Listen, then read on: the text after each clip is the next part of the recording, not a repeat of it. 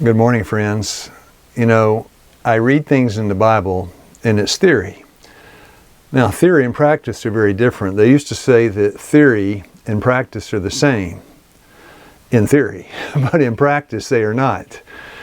So I was getting some lessons in the Bible, just, instead of a new Christian, just getting a kind of a grasp of what was going on in the Bible. And I read this James 2:20, this verse. It said, faith without works is dead. Now, my background, I was very impractical. I'd never done anything as far as building something, working with my hands, working on a car. I was a city boy, didn't know anything. But when we got to Mentone, started building a cabin and growing some food, it was a real education for me, and I enjoyed it. But, after I started reading the Bible, my truck broke down. It was in a little town a few miles away, had it towed back, and didn't know what was wrong with it. It wouldn't crank. I didn't know what was wrong with it. Didn't have a lot of money to fix it. And back then, in those days, you didn't have YouTube repair videos and a lot of books, a lot of resources for trying to understand how something works and to fix it. And so I was praying. And I think that was a good step, right? Lord, my truck's broken, don't know what to do. Then I read James 2:20. Faith without works is dead. And I thought, but I don't know how to work on a truck.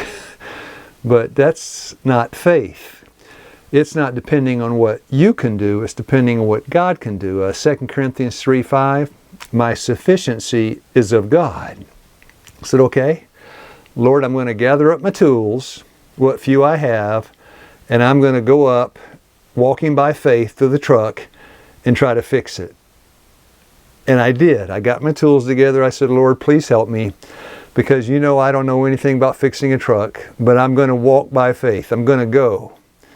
And so I did. I got up to the truck, my little tools, I set them down, I opened the hood, and that's about as far as my knowledge went.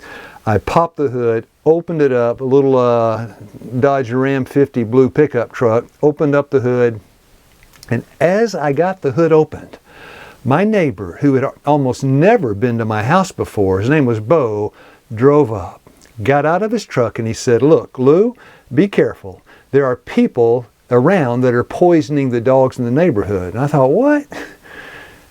Poisoning the dogs? I had 3. And I said, Bo, you know anything about fixing trucks? He said, sure I do. I said, my truck's got a problem. He said, get in and turn the key. I did, and it turned over, and he said, your timing belt is broken. I said, really? That's a diagnosis. And then I said, well, is that something easy to fix? He said, not too hard. He said, go down to the parts store, buy a timing belt, give me a call, I'll come over and show you how to put it on. And I did. Got a timing belt, called up Bo. He came over, showed me how to take the timing cover off to mark the timing so the truck's not out of time. And I put the timing belt on, put it all back together, him showing me step by step by step. And then when I finished, he said, now get in and turn the key. I turned the key and the truck cranked up, worked just fine. Bo said, have a nice day. He left. I closed the hood. I knew God had answered prayer. Now that is to me, that was an outright 5-star miracle. In Matthew 16 verse 1, show us a sign from heaven. The Pharisees are asking for a miracle. Dear friends, if we are closely watching, if we are discerning, there are miracles happening around us all the time. And that was a real encouragement for me. It was kind of faith building. And so I thought, well, I learned something today.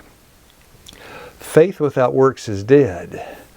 And in the kitchen, same holds true.